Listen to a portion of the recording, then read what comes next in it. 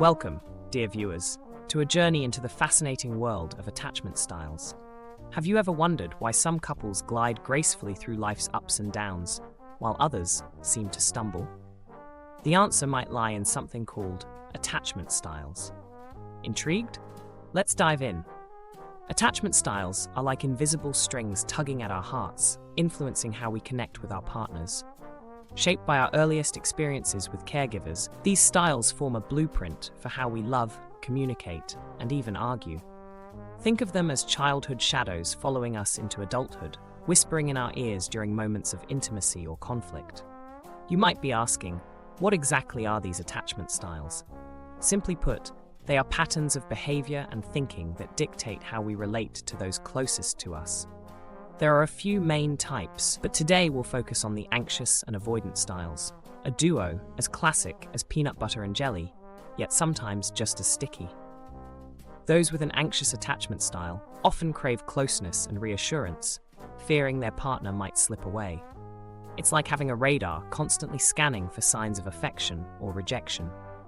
Conversely, avoidant types value independence and might feel overwhelmed by too much closeness, like a cat that loves you but needs its space. Why does this matter? Because understanding these styles can transform how we communicate and connect. Picture this. You're in a relationship, and suddenly your partner's actions start making sense. The late-night texts, the need for space, the way they react during an argument, it all clicks into place. As we explore further, remember these styles are not labels to trap us, but keys to unlocking deeper understanding and harmony in our relationships. By recognizing our own style and that of our partner, we can navigate the dance floor of love with more grace and fewer missteps. In upcoming segments, we'll delve into the dynamics of the anxious-avoidant tango, explore practical tools to enhance our relationships, and consider when to seek professional guidance.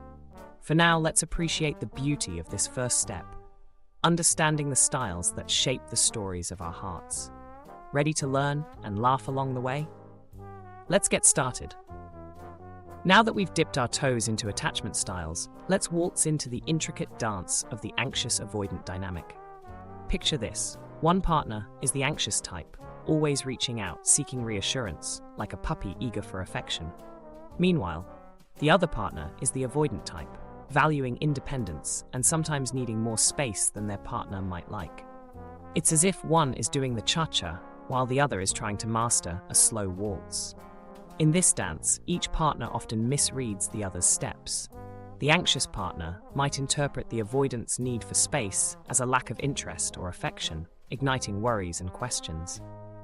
Meanwhile, the avoidant partner might see the anxious one's need for closeness as overwhelming, leading them to retreat further.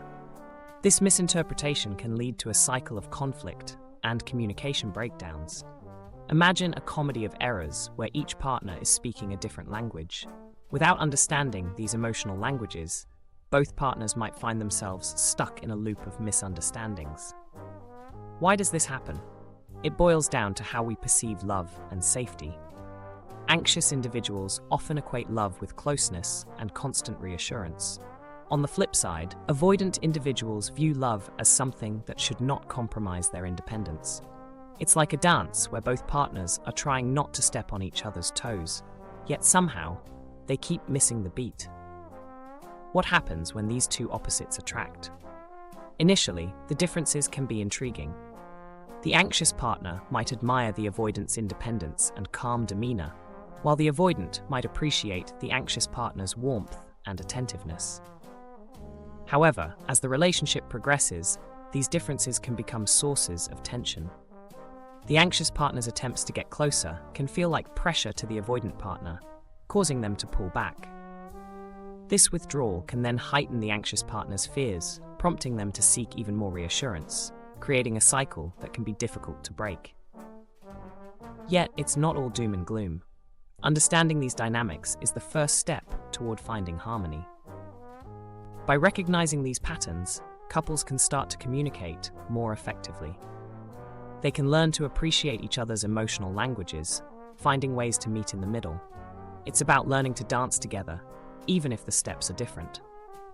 In the next segment, we'll dive into practical tools that can help couples navigate this dance with more grace and fewer missteps. Remember, the goal isn't to change your partner's rhythm, but to find a way to dance together without missing a beat.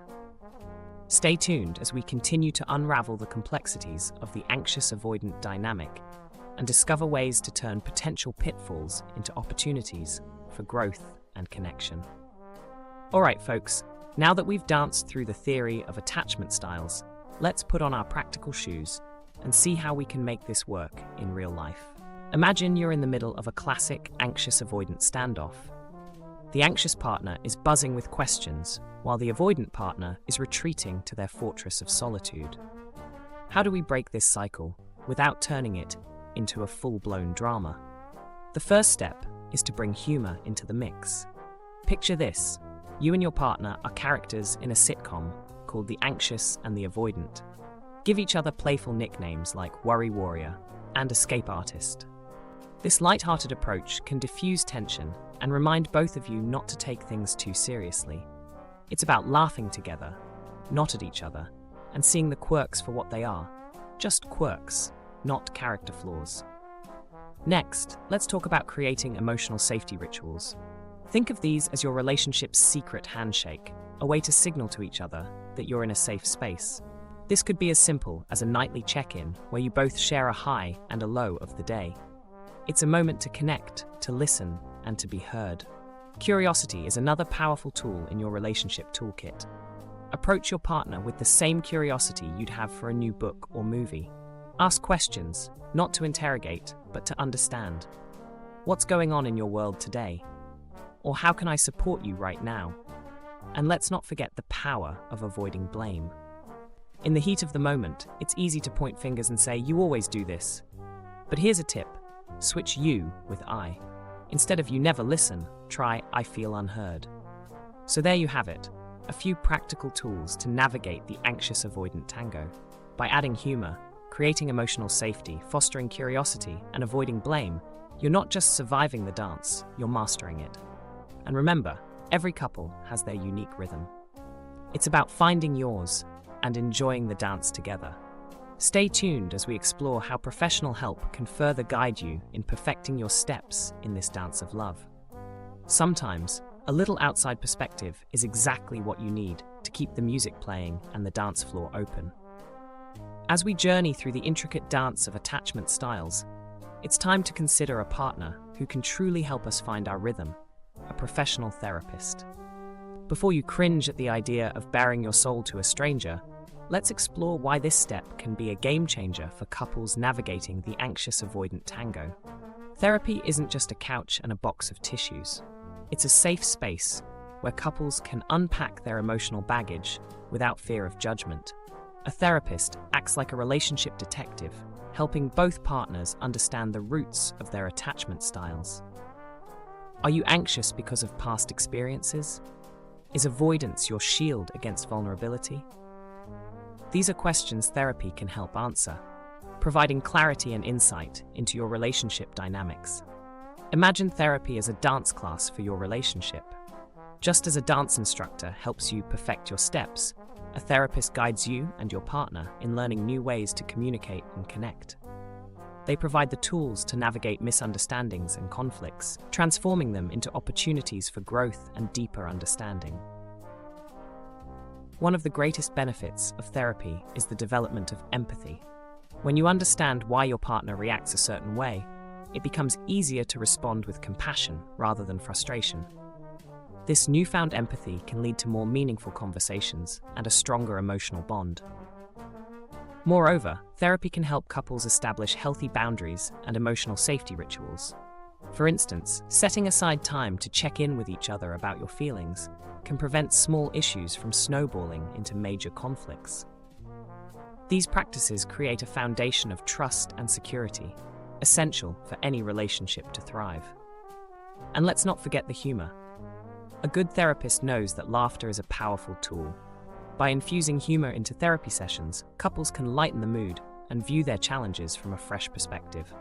After all, sometimes the best way to deal with serious issues is to laugh at them together.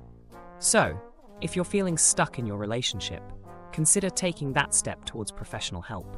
It could be the key to unlocking a more harmonious and fulfilling partnership. Remember, seeking therapy isn't a sign of failure. It's a commitment to growth and understanding. In the end, it's about learning to dance together, not in spite of your differences, but because of them.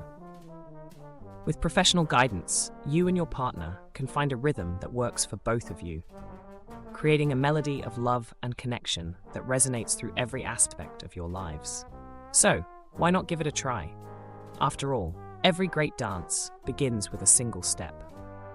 As we reach the end of our journey through attachment styles, it's clear these dynamics are more than just labels. They are the rhythm to which our relationships dance. Understanding and adjusting these styles can transform how we connect with our partners, making our interactions more harmonious and fulfilling. Remember, it's not about changing your partner's steps, but finding a rhythm where both can dance without missing a beat. Take the time to educate yourselves, embrace the humor in your differences, and seek help if needed. Because at the heart of every relationship is the dance of love.